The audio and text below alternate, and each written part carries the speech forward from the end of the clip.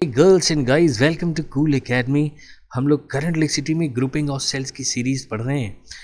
पिछले 4 लेक्चर्स हमने लिए हैं इस पे बेस्ड, जहाँ पे हम लोग ने थ्योरी पढ़ी है, और आज हम लास्ट लेक्चर ले रहे हैं इसका न्यूमेरिकल का, जो कि बहुत ही इम्पॉर्टेंट है।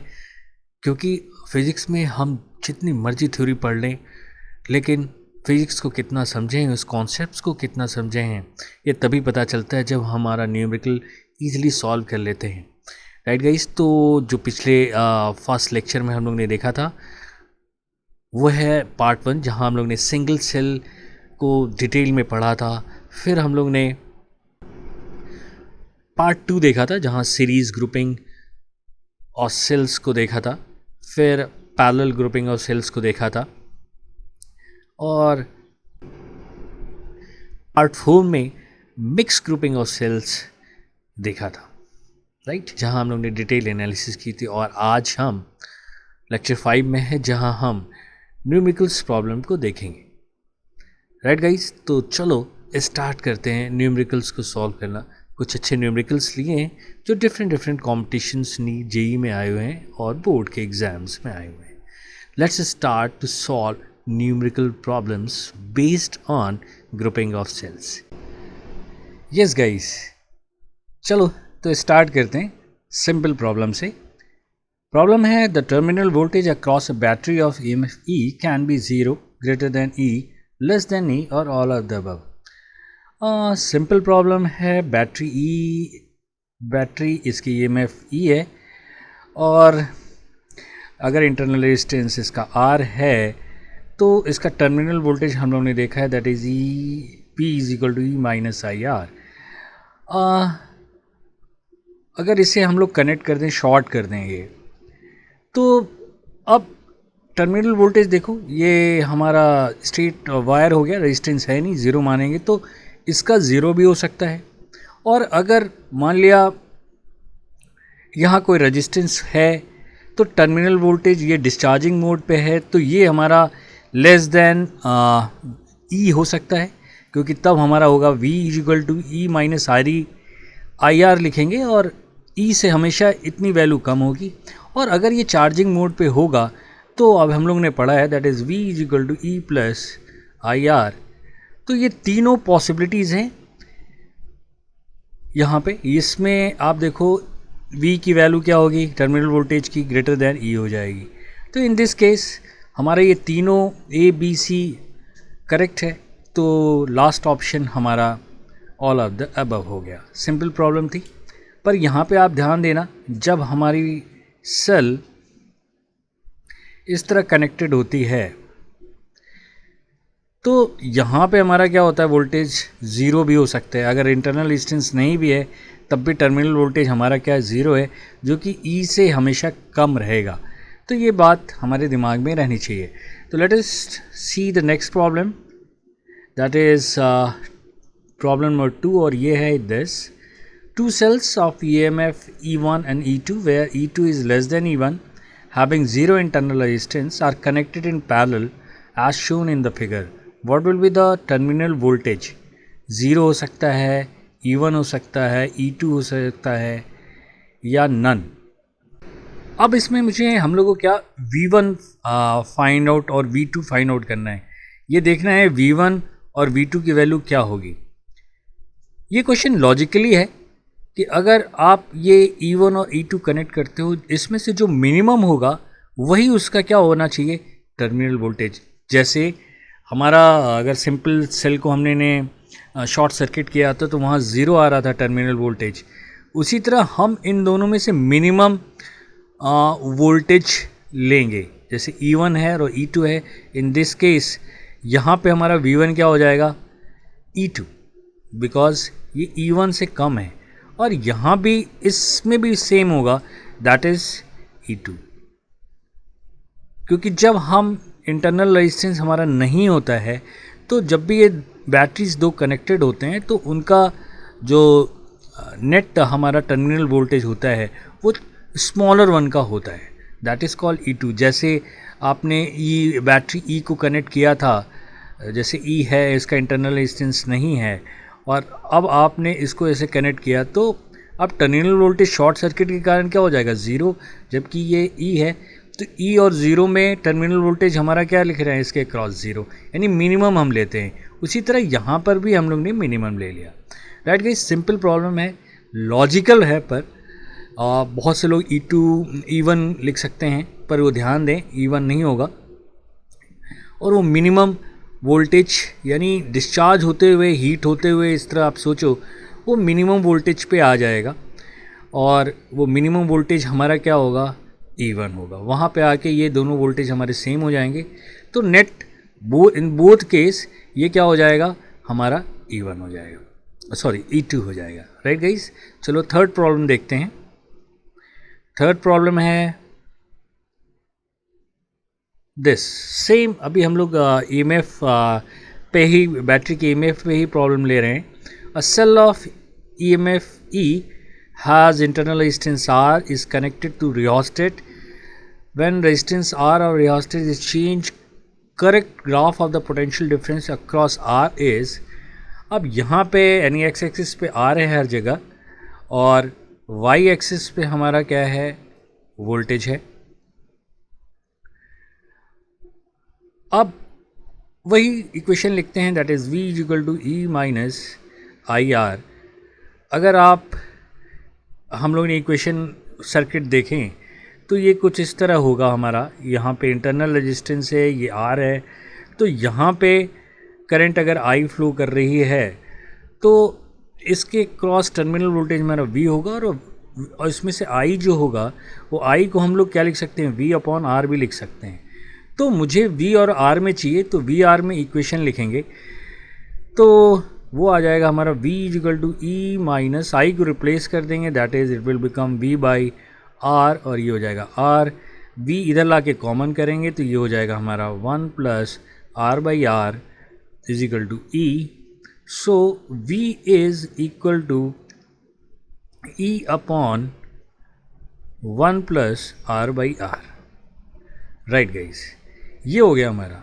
अब एक्चुअली यहाँ पे देखो, लॉजिकली देखो, कांस्टेंट देखो, ये R इस तरफ आ रहा है, तो ये दोनों तो हो नहीं सकते, स्ट्रेट लाइन तो बन नहीं सकता। अब क्वेश्चन होता है या ये तो ये हो या तो ये हो, क्योंकि स्ट्रेट लाइन की इक्वेशन को ये फॉलो नहीं कर रहा है, ये वाली इक्वेशन जो हम लोग ने निकाली है।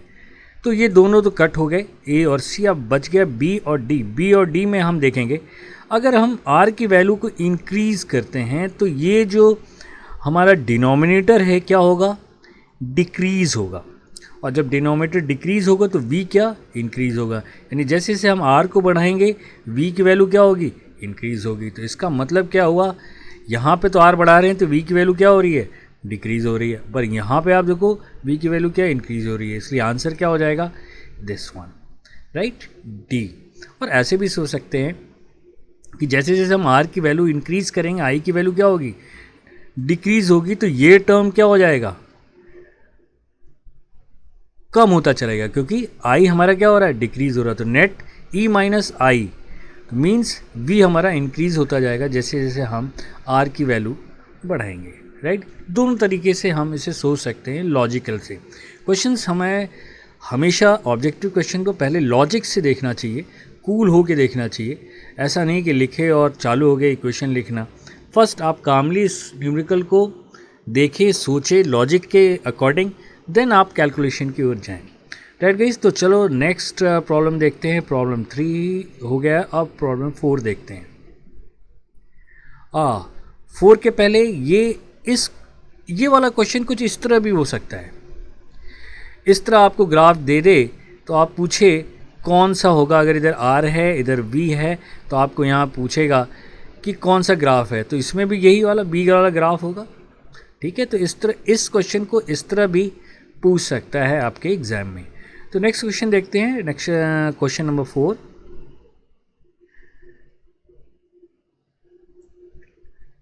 ये है storage battery is connected to charger for charging with voltage of 12.5 volt. ठीक है, 12.5 वोल्ट से चार्ज हो रहा है ना, charger connected. The internal resistance of storage battery is 1 ohm when the charging current is 0.5 ampere, the EMF of the storage battery is। अब charging voltage हमारा कितना है 12.5 है, तो स्टोरेज बैटरी का क्या होगा, EMF हमेशा कम ही होगा ना, तो ये 13 तो हो नहीं सकता, 12 पॉइंट हो नहीं सकता। अब आपके पास ये दो ऑप्शन है, इनमें से हो सकता है। अच्छा, अब हमारी स्टोरेज जो बैटरी वो चार्ज हो रही है, तो हमारी इक्वेशन क्या हो जाएगी उस समय, दैट इज़ इसके स्टोरेज बैटरी, ये जो स्टोरेज बैटरी है ये चार्ज किससे हो रही है, दैट इज़ 12 इस चार्जर से हो रही है, और इसका इंटरनल रेजिस्टेंस ये स्टोरेज बैटरी है और ये हमारी चार्जिंग बैटरी है। तो ये स्टोरेज बैटरी का EMF मुझे फाइंड आउट करना है। इसका रेजिस्टेंस हमारा क्या दे रखा है, 1 ओम दे रखा है, और चार्जिंग किससे हो रही है, चार्जिंग करंट हमारी कितनी है 0.5। ये हमारा इक्वेशन हो गया। तो जब ये चार्ज हो रहा है तो चार्जिंग का इक्वेशन होता है E + IR होता है, राइट गाइज। तो अब E की वैल्यू क्या हो जाएगी हमारी V - IR, और V हमारा कांस्टेंट है ना, क्योंकि चार्जिंग है, वो जिससे चार्ज हो रहा है उसका तो कांस्टेंट वोल्टेज है, तो वही इसके टर्मिनल वोल्टेज क्या हो जाएगा, इस बैटरी का हमारा टर्मिनल वोल्टेज क्या हो जाएगा 12.5, that is 12.5 - I 0.5 × 1, it will become 0.5 और हो जाएगा 12 वोल्ट, राइट गाइस। सिंपल था, इस समय आंसर क्या हो गया 12 वोल्ट। तो ध्यान देना है यहाँ पे स्टोरेज बैटरी चार्जिंग हो रही है, तो इक्वेशन हम माइनस नहीं हम प्लस लगाएंगे। तो इस छोटे छोटे जो हमारे न्यूमेरिकल्स होते हैं उनको बड़े ध्यान से हम पढ़ते हैं, राइट। तो चलो नेक्स्ट प्रॉब्लम देखते हैं, प्रॉब्लम नंबर 5। ये हमारा प्रॉब्लम नंबर 5 है। In the network shown the potential difference between A and B is, ये बताना है, ये हमारा नेटवर्क है और जिसमें E1, E2, E3 ये डिफरेंट दे रखा है। E1 हमारा ये 3 वोल्ट है और ये 2 वोल्ट है और ये 1 वोल्ट है, और इनका इंटरनल रेजिस्टेंस सबका एक है, वो 1 ओम है। ये भी 1 है, ये भी 1 है, ये भी 1 है, इवन ये भी 1 ओम है, राइट गाइज। तो मुझे बताना है कि A और B के बीच क्या वोल्टेज होगा, because it is a open circuit. A और B यहाँ से हमारी कोई करंट नहीं जा रही है, राइट, लेकिन यहाँ पे करंट हमारी मूव हो सकती है। तो एक्चुअली ये टर्मिनल वोल्टेज मिल जाए मुझे, ये जो पैरेलल कॉम्बिनेशन ऑफ सेल है, तो मुझे क्या हो जाएगा, एक तरीके से A और B के बीच हमारा वोल्टेज निकल जाएगा। अब इसके इक्विवेलेंट हम बना लेंगे, इसका इक्विवेलेंट यानी इस सबको हम R इक्विवेलेंट और E इक्विवेलेंट में कन्वर्ट कर लेंगे, बेसिक चीज़ यही हो जाएगी ना, और हमारा प्रॉब्लम सॉल्व हो जाएगा। मीन्स मुझे R इक्विवेलेंट चाहिए और E इक्विवेलेंट चाहिए।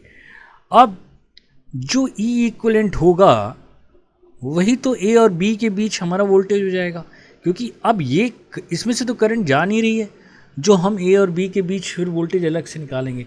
तो एक्चुअली ये क्वेश्चन हमारा किस में कन्वर्ट हो गया, सिंपल E इक्विवेलेंट में कन्वर्ट हो गया। तो इनका E इक्विवेलेंट निकालना हमने पढ़ा है अपने मिक्स वाले ग्रुपिंग में या पैरेलल में। दैट इज़ E इक्विवेलेंट क्या होता है, that is sigma E/R by sigma, that is 1/R। अब यहाँ पे सभी का इंटरनल रेजिस्टेंस सेम है, तो अब आप कितने, तीन हमारे सेल्स हैं, तो यहाँ पे E/R आप करोगे तो आप E1/R, E2/R इस तरह आप करोगे, तो इसको हम जनरल फॉर्म में लिख देते हैं। दैट इज़ E1, अगर इंटरनल रेजिस्टेंस सेम है तो हम इस तरह लिख सकते हैं, that is E3/R divided by 1/R plus 1/R plus 1/R, और इसको आप LCM लोगे तो ये 3/R हो गया और 1/R कैंसिल हो जाएगा। तो actually E1 plus E2 plus E3 by क्या हो जाएगा 3। तो एक जनरल कॉन्सेप्ट यहाँ से आप निकाल सकते हो, अगर इंटरनल रेजिस्टेंस सेम होता है तो EMF उसका एवरेज हो जाता है। इसका मतलब हम कह सकते हैं 3 + 2 + 1 डिवाइडेड बाई 3, ये हो जाएगा that is 6/3, it will become 2 volt, right guys. तो ये सिंपल क्वेश्चन था, ये 2 वोल्ट हो गया। और एक आप यहाँ से भी याद कर सकते हो कि अगर इंटरनल रेजिस्टेंस सभी बैटरी का सेम होता है तो जो इक्वलेंट ईएमएफ होता है वो एवरेज होता है सभी ईएमएफ का, राइट गाइस। नेक्स्ट प्रॉब्लम देखते हैं।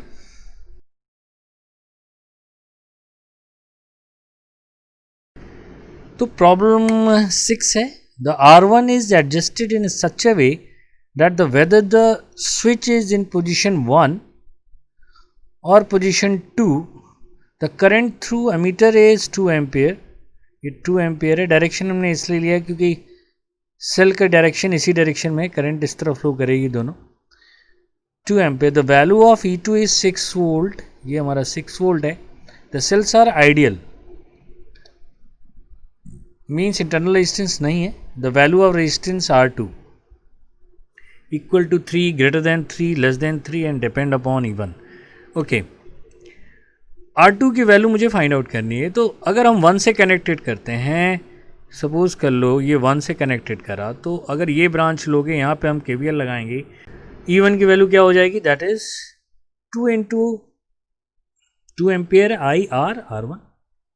और अब 2 से कनेक्ट करोगे तो टोटल यहाँ पे KVL लगाओगे तो दोनों की डायरेक्शन सेम है, तो E1 प्लस E2 ये टोटल वोल्टेज हो गया, और ड्रॉप करंट हमारी है total resistance R1 plus R2 हो गया। अब आप देखो E1 की जगह आप 2R1 रख दो plus E2 equal to 2R1 plus 2R2, 2R1 cut गया और E2 की वैल्यू 6 दे रखी है, तो 2R2 और R2 की वैल्यू क्या आ जाएगी यहाँ से 3, राइट। सिंपल क्वेश्चन था, that is equal to 3 ohm, ये आंसर करेक्ट होगा। नेक्स्ट प्रॉब्लम देखते हैं। Problem 7, to get maximum current through resistance 2.5 ohm, one can use m rows of the cells, each row having n cells. The internal resistance of each cell is 0.5 ohm. What are the values of n and m if the total number of cell is 45? Okay, हमारे पास total sales कितनी है, 45 है, ठीक है, और हर cell का हमारा internal resistance 0.5 ओम है, और एक्सटर्नल हमारा क्या है, रेजिस्टेंस 2.5 ओम, और m रोज है, यानी हम लोग का स्टैंडर्ड है यहाँ इस तरह हमारे सेल्स लगे होंगे, इस तरह जैसे हमने अभी अपने उसमें लिया है थ्योरी पार्ट में, इस तरह रहेंगे, राइट। और ये हमारा किससे कनेक्टेड है, दैट इज आर रेजिस्टेंस जिसका कि 0.5 है, ठीक है, सॉरी एक्सटर्नल रेजिस्टेंस 2.5 ओम है और सबका 0.5 है। सिंपल है, ये हमारा n है और इस तरह हमारा m है, हम लोग थ्योरी में भी यही नोटेशन लिए हैं m और n। तो टोटल नंबर ऑफ सेल्स हमारे कितने हो गए, m n that is equal to 45। Easy है क्वेश्चन। और फॉर मैक्सिमम करंट हम लोग क्या यूज़ कर सकते हैं, that is internal resistance must be equal to external resistance. External resistance 2.5 है और इंटरनल रेजिस्टेंस हम जोड़ेंगे तो n इंटू सीरीज़ वाला रेजिस्टेंस 0.5 हो गया, डिवाइडेड बाई टोटल कितने हैं m, ये हो गया ये 0.5, दैट विल बी इक्वल 5। तो n की वैल्यू क्या हो गई 5m, और ये n की वैल्यू यहाँ रख दिया तो 5m square is equal to 45। So m is equal to under root 5, 9 that is 9 that is equal to 3। यानी हमारा क्या हो जाएगा, m ये ब्रांचेस हो जाएंगी, रोज़ हो जाएंगे, और हर में कितने सेल्स होंगे निकालने के लिए हम यहाँ n की वैल्यू निकाल सकते हैं, दैट इज़ 15, राइट। तो पूछ क्या रहा है, दैट इज़ n पहले पूछ रहा है, तो आंसर कितना हो जाएगा 15, 3, राइट गाइज। तो ये हमारा आंसर डी हो गया। इजी प्रॉब्लम्स हैं, ठीक है। इस तरह के प्रॉब्लम्स हम लोग ने थ्योरी पार्ट में भी किए हुए हैं, वहाँ पे हमारा ये m की वैल्यू जो है वो फ्रैक्शन में आ रही थी, तब हम लोग ने मैक्सिमम पावर दो जगह निकाल के फिर प्रॉब्लम को सॉल्व किया था, राइट गाइज। जब m की वैल्यू फ्रैक्शन में आती है तब हम कैसे निकालते हैं, हम दोनों इंटीजर को लेते हैं। वहाँ पे आई थी 1.5 समथिंग, तो 1 और 2 के लिए हम लोग ने वहाँ पे चेक किया था, राइट। अगर आपने नहीं देखा है वो वीडियो तो आप वो वीडियो आप देख लें, इसके पिछले वाला video, that is 4th one. तो चलते हैं 8th प्रॉब्लम पे। ये हमारी 8th प्रॉब्लम है। A group of n cells whose EMF varies directly with the internal resistance as per the equation En is 1.5 Rn are connected in the shown figure. ये circular part में connected हैं n cells, है ना, और ये n sales हैं, और इसका जो EMF है इनके इंटरनल रेजिस्टेंस का रिलेशन दे रखा है, right. Find the current in this circuit, ठीक है। अब करंट हमें इसी डायरेक्शन में होगी, ये I हमें फाइंड आउट करना है, सेम डायरेक्शन में लगी हुई है। तो टोटल EMF आपको पता ही है, सीरीज़ का एक तरीके से हो गया, ये शेप चेंज हो गया पर ये सीरीज़ का कॉम्बिनेशन हो गया। तो इसको आप लिख सकते हैं E1 + E2, इस तरह लिख सकते हैं। KCL लगा दें, सॉरी KVL लगा दें आप, तो इस तरह EN तक करेंगे आप। That must be equal to I current total internal resistance, that is R1 + R2। Simple है, अप टू Rn हो गया हमारा, राइट। ये n तक हो गया। तो अब ये सब की वैल्यू क्या दे रखी है, 1.5 क्या हो जाएगा R1, इसी तरह हम ऐड करेंगे तो ये लिखेंगे E1 हमारा क्या हो जाएगा 1.5 R1, E2 हो जाएगा 152 R2। 1.5 हमने कॉमन कर लिया, ये लिख दिया R1 + R2 + R3 up to क्या हो जाएगा Rn, and that is equal to I, मुझे फाइंड आउट करना है। ये वैसे ही रहेगा R1 + R2 up to Rn, और ये कैंसिल हो जाएगा। तो I की वैल्यू क्या हो जाएगी, that is 1.5 ampere. Simple problem था, इसलिए कोई दिक्कत नहीं है। इसके आंसर क्या हो जाएगा, दैट इज़ I की वैल्यू क्या हो जाएगी 1.5 एम्पियर, राइट गाइस। चलो नेक्स्ट प्रॉब्लम देखते हैं। Problem 9, a wire of a length L and 3 identical cells of negligible internal resistance। अच्छा, उनका आइडेंटिकल सेल्स हैं, उनके internal resistance negligible, are connected in series. Due to this current the temperature of the wire is raised by delta T in time T। Oh, a number of n of similar cells is now connected in series with a wire of the same material, okay, and cross section area but length of 2L। the temperature of the wire is raised by amount delta T। अच्छा, जो वहाँ raise हो रहा था वो यहीं हो रहा है in time, in the same time T। Find the value of n। Sir ये भी कैपिटल N है, ठीक है। Find the value of n। तो ये हमारा एक वायर है और ये 3 सेल हमारी कनेक्टेड हैं, इनके इंटरनल रेजिस्टेंस है नहीं, तो इससे हमारी करंट आई जा रहेगी। जब आई जाएगी तो यहाँ पे क्या होगा, हीट डेवलप होगा। और हमने पावर पढ़ा है ना, पावर इज इक्वल टू क्या होता है, दैट इज़ I²R। ये लिखते हैं, अगर रेजिस्टेंस इसका R है, इसका अगर हम लोग R ले लें तो ये R हो गया रेजिस्टेंस। और अगर हम वोल्टेज के फॉर्म में लिखेंगे तो क्या आता है, दैट इज़ V/ लिखते हैं ना, दैट इज़ V²/R लिखते हैं। ये पावर होता है। तो हीट कितनी हो जाएगी, तो हम टाइम से मल्टीप्लाई कर देंगे, क्योंकि पावर इज इक्वल टू क्या होता है, वर्क अपॉन टाइम।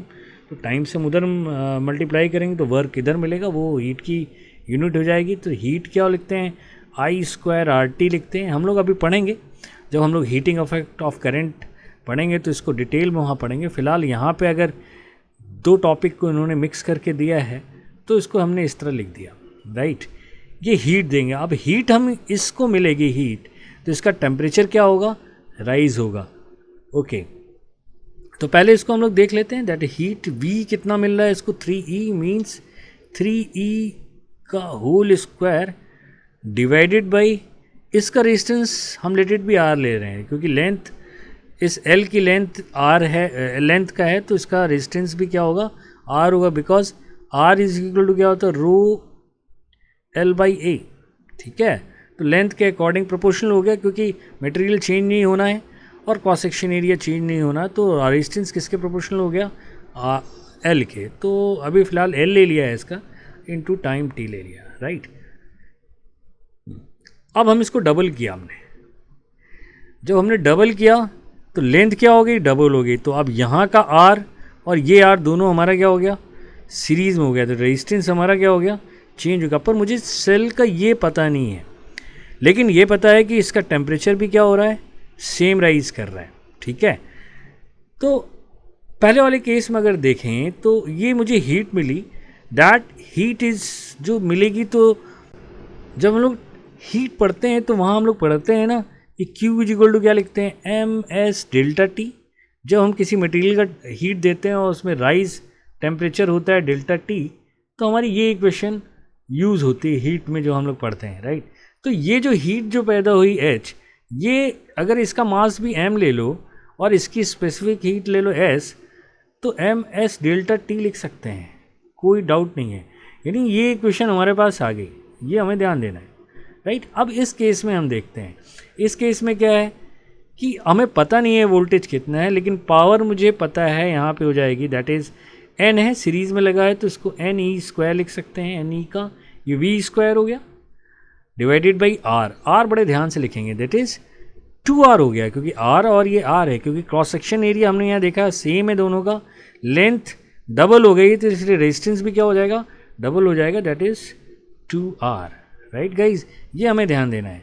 तो अभी हीट हमें लिखना है, तो हीट को हम सिंपली, टाइम भी सेम लग रहा है तो हम लिख सकते हैं एन ई इसका whole square divided by 2R into T लिख लें, दैट इज़ द हीट, क्योंकि सेम टाइम लग रहा है, जो यहाँ देखो लिखा है ना सेम टाइम में ये दे रहा है यहाँ पे सेम टाइम टी, तो सेम टाइम में हो गया, इतनी हीट ये पैदा किया। अब इसको हम लोग किससे इक्वेट करना है, ये इक्वेशन है, लेकिन यहाँ मास, क्योंकि मास भी डबल हो गया, ये भी ध्यान देना है, बहुत इंपॉर्टेंट पॉइंट है। रेजिस्टेंस भी डबल हुआ और मास भी डबल हो गया, that is M S same delta T. यानी एक इक्वेशन आपकी ये आ गई और एक इक्वेशन ये आ गई। अब सिंपल हो गया, इसको आप डिवाइड कर दो ये दोनों इक्वेशन को, टी टी कैंसिल हो गया, डेल्टा टी कैंसिल हो गया, एम एस कैंसिल हो गया।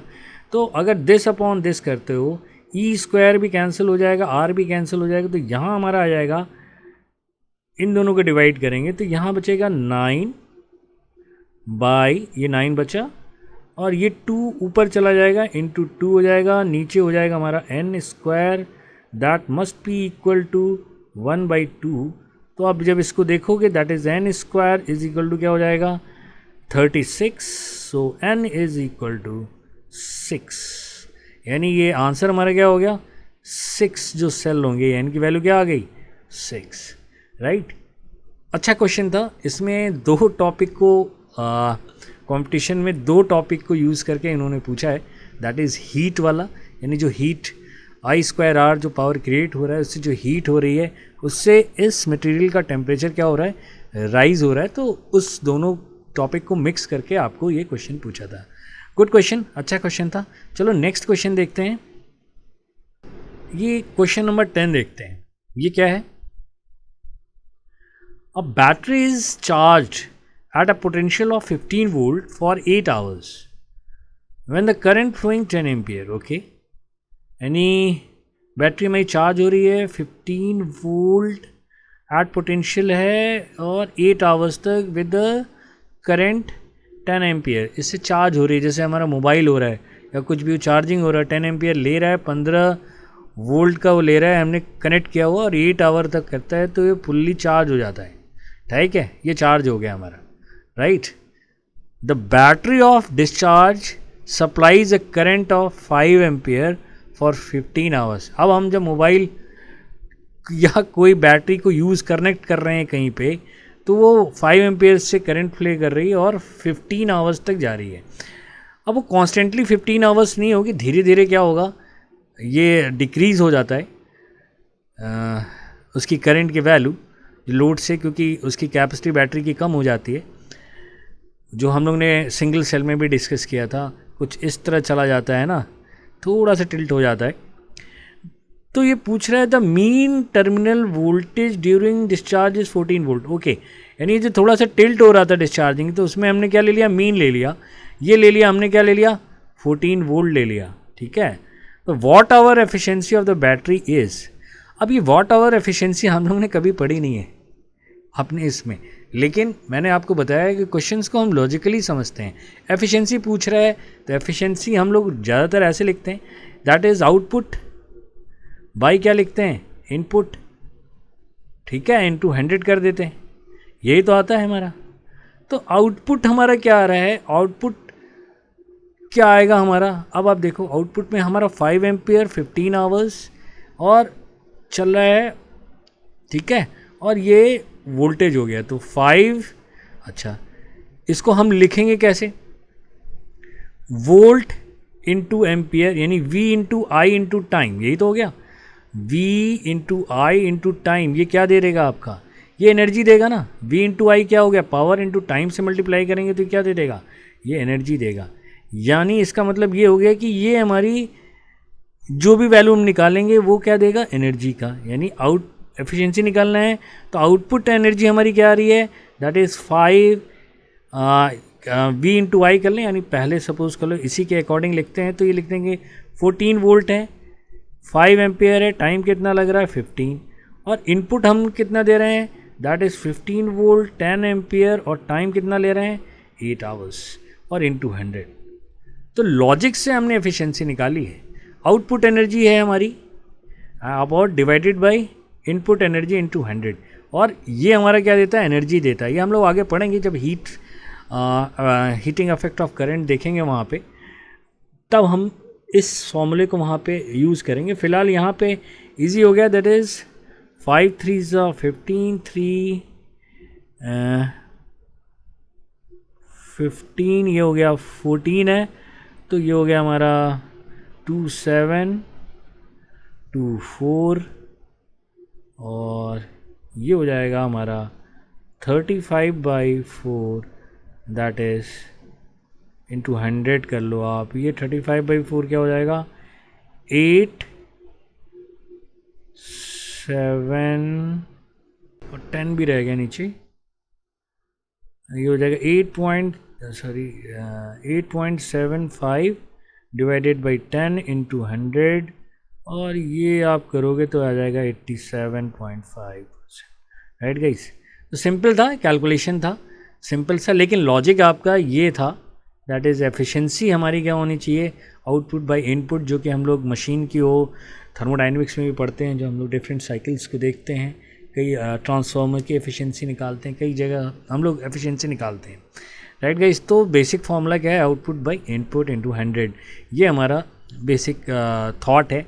दो इस तरह की चीज़ें हमने करंट इलेक्ट्रिसिटी में नहीं पढ़ी, पर logic is more important in physics, है ना। लॉजिक से हमने पहले क्वेश्चंस को देखना है, उसके बाद उसका सोल्यूशन मन में मन कूल होके इसको देखना है। ये नहीं कि क्वेश्चन पढ़ा और फॉर्मूला ढूंढने लगे कि कौन सा फॉर्मूला लगेगा, चीज़ क्या हो रही है वो चीज़ पहले देखी जाती है, राइट गाइस। तो ये हमारा 10th प्रॉब्लम था। लास्ट प्रॉब्लम लेक्चर का देखते हैं, वो क्या है,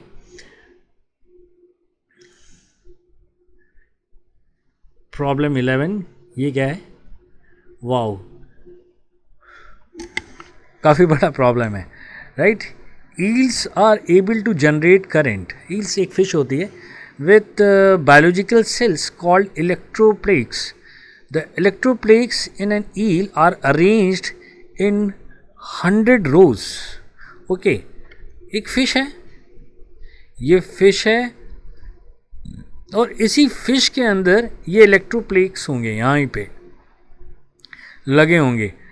किस तरह होंगे, 100 रोज़ हैं, यानी इस तरह करके क्या है, इस पे इस तरह करके 100 रोज़ हैं, और हर रोज़ में कितने हैं हमारे, ये हमारे 100 रोज़ हो गए हमारे, और हर रोज़ में stretching horizontally body of fish containing 5000 electroplaques, यानी हर रो पे कितने हमारे 5000, right, electroplaques. The arrangement is suggestively shown below. Okay, ये दे रखा है, यानी ये जो प्लेक है ये इस तरह कुछ है, देखो आप, ये 100 रोज हो गए, यानी ये वैल्यू कितनी हो गई 100, ठीक है, और ये वैल्यू कितनी हो गई हमारी 5000, राइट गाइस, ये दे रखा है। The electroplaques has an EMF of 0.15 volt, okay, and internal resistance 0.25 ohm. The water surrounding the eel completes circuit between the head and tail. Okay, यहाँ से ये कर रही है हमारी, ये वोल्टेज सोर्स हो गया फिश हमारा, और ये करंट को फ्लो करा रहा है, राइट गाइस, ठीक है। If the water surrounding has resistance of, किससे, जो इसके आसपास वाटर सराउंड कर रहा है, ये हमारा 500 ओम का हो गया। The current an eel can produce in the water is about, okay, this is the water. अब यहाँ से जो ये वाटर में करंट ये आई प्रोड्यूस कर रही है, ये हमारी कितनी होगी, ये जो हमारी करंट आई इसकी वैल्यू मुझे फाइंड आउट करनी है, राइट गाइस। वाओ, कितना बड़ा प्रॉब्लम है, लेट अस सॉल्व इट। ठीक है, देखें सॉल्यूशन में कितना टाइम लगता है, राइट। तो ये जो हमारा प्रॉब्लम है सिंपल है।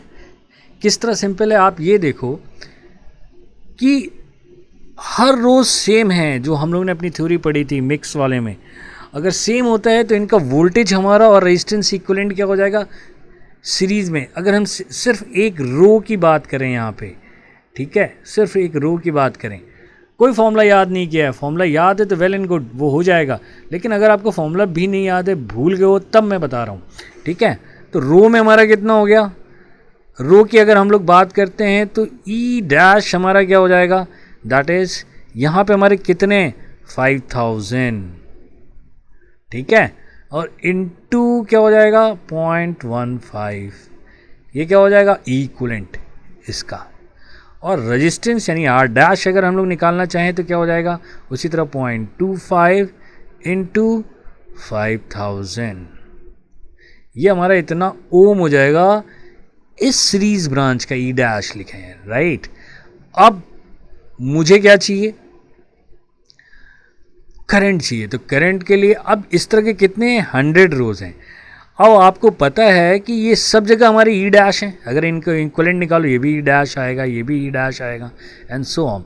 तो पैरेलल में क्या होता है, अगर सबका ई डैश होता है तो सबका इक्विवेलेंट, इसका नेट क्या हो जाता है ई डैश हो जाता है, यानी इस पूरे सर्किट का इक्विवेलेंट क्या हो जाएगा ई, दैट इज ई इक्विवेलेंट क्या हो जाएगा ई dash, and that is nothing but 5000 into 0.5, right.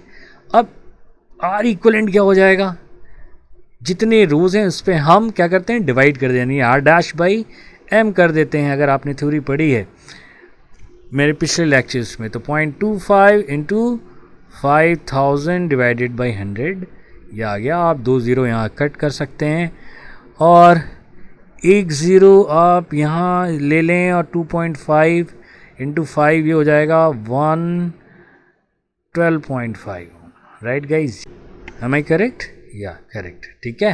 That will be 12.50 internal equivalent कितना हो गया। अब ये प्रॉब्लम सिंपल हो गया ना, कोई फॉर्मूला आपने याद नहीं किया, दैट इज ई हमारा क्या हो जाएगा, दैट इज ई इक्विवेलेंट हो गया, और ये हमारा आर इक्विवेलेंट हो गया, और ये किससे कनेक्टेड है 500 ओम से। अब आपका आई की वैल्यू आप निकाल लोगे, वो हो जाएगा हमारा, दैट इज़ ये हो जाएगा 2 ज़ीरो यहाँ काट देते हैं तो 50 इंटू 15 ये हो गया टोटल, और टोटल रेजिस्टेंस आप 500 में ऐड कर दोगे तो ये 12.5 इट विल बिकम 512.5, राइट। अब आप इसे कैलकुलेट करोगे, ये हो गया 750 डिवाइडेड बाय 112.5, और इसकी वैल्यू आएगी दैट इज़ 7/5 कितना हो जाएगा, दैट इज़ 1.4 और 5 के करीब आएगी, बिकॉज 700/500 ले लें तो 7/5 मीन्स 5 और 5 4 ज़ा 20, इट विल बिकम 1.4 और 1.5 के बीच आनी चाहिए। आप कैलकुलेट कर लो, आएगी 1.46 और अप्रॉक्सीमेटली आप ले लो that is 1.5 ampere, right guys. Simple problem था ये, विदाउट फॉर्मूला, हमने कोई फॉर्मूला यूज़ नहीं किया। अगर आप फॉर्मूला भी यूज़ का अगर याद है वेल एंड गुड, तो आप वैसे भी कैलकुलेट कर सकते थे। वैसे हम किस तरह करते कैलकुलेट, इसे हम मिटाते हैं।